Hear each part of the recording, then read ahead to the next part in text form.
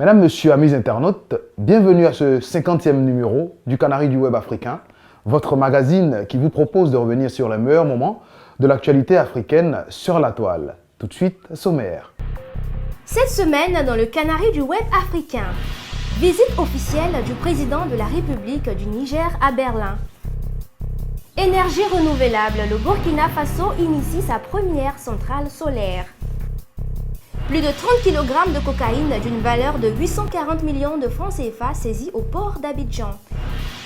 Suivez aussi le hashtag du Canari et le chiffre clé de la semaine.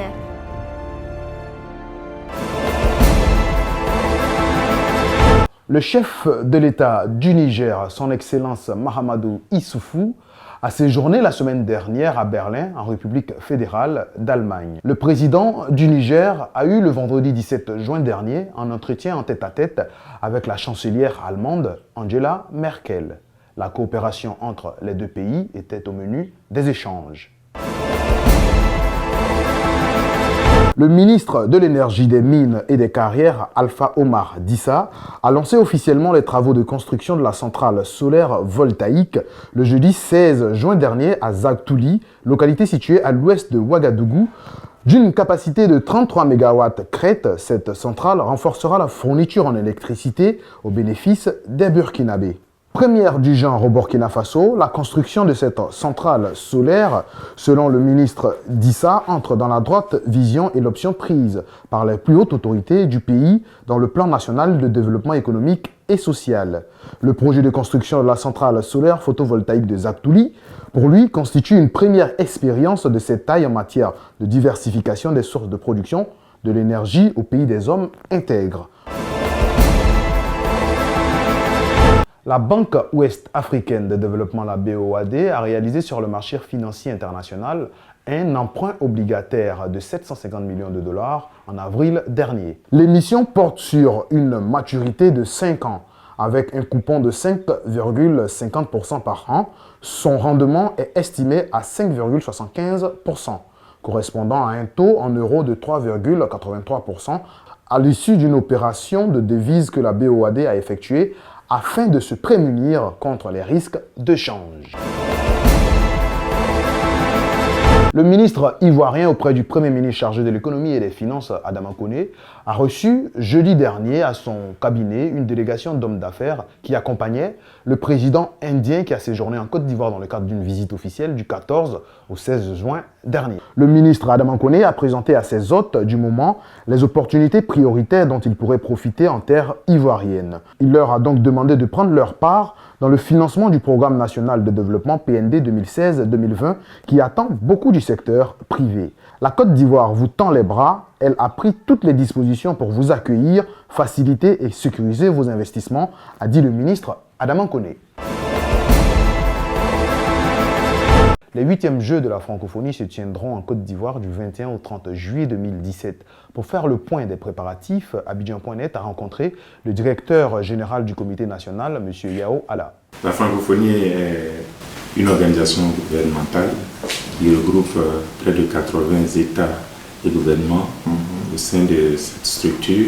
Mais les Jeux sont une institution de cette organisation internationale qui, depuis 1987, a trouvé bon d'instituer cette organisation qui met en compétition, aussi bien au niveau des pratiques sportives que de la culture et des arts, les jeunes de cet espace. L'idée, c'est de leur permettre de se rencontrer, de fraterniser, de partager leurs expériences en vue de favoriser leur promotion. Les préparatifs vous montrent, nous sommes à 1 an des Jeux. 1 an c'est long, mais 1 an c'est très court. Surtout au niveau des infrastructures. Et nous sommes donc en train de mettre les bouchées doubles à tous les niveaux, afin que nous soyons véritablement prêts en juillet 2017, où nous allons accueillir ces jeunes. Au niveau des infrastructures, comme vous dites, nous avons plusieurs sites.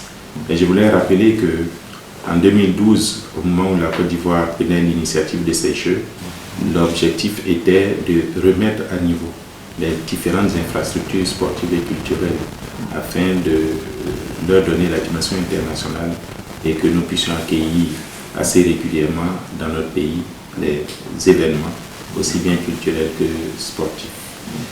Très peu d'infrastructures nouvelles ont été entrevues dans notre dossier de candidature.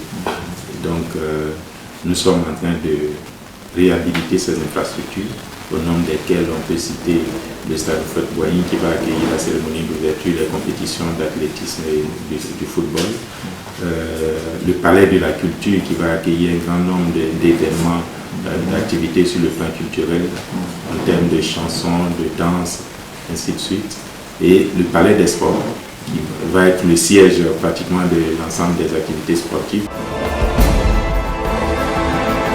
Plus de 30 kg de cocaïne d'une valeur de 840 millions de francs CFA ont été saisis au port d'Abidjan le samedi 11 juin dernier, autour de 10 heures. La drogue emballée dans du plastique sous forme de plaquettes était dissimulée dans un conteneur en provenance du Brésil et à destination du Burkina Faso. La saisie a eu lieu au port d'Abidjan par les hommes du capitaine Gahalei Honoré, chef de subdivision des stupéfiants des douanes. Notons pour terminer que depuis le mois de juin, il ne se passe pas de semaine sans que la douane ivoirienne ne mette la main sur de nombreux produits de contrebande et de trafic. La revue du web pour cette semaine, c'est terminé. Recevons à présent Marina Deli pour le hashtag du Canari.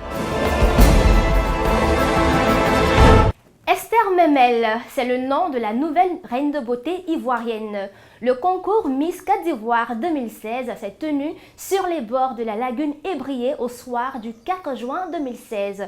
Elles étaient 26 candidates prétendantes au titre de la plus belle demoiselle de Côte d'Ivoire, mais c'est Esther Memel, Miss Yamoussoukro 2016, qui a le plus convaincu le jury. Retenez que Esther Memel était porteuse du brassard 20. Elle est la 20e Miss de Côte d'Ivoire et elle a 20 ans. Elle est en 3e année de commerce et administration d'entreprise option assurance à l'Institut national polytechnique Félix Houphouët-Boigny de Yamoussoukro. Cap sur l'économie pour parler chiffres clés. Le chiffre clé de cette semaine, c'est 35 000.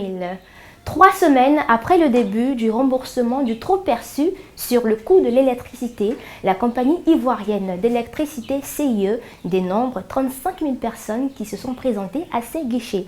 Cette information a été donnée le mercredi dernier par le directeur de la CIE, M. Dominique Kakou.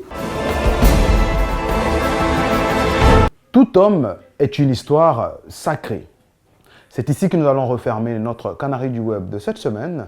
On se retrouve la semaine prochaine. D'ici là, restez connectés au réseau WebLogic.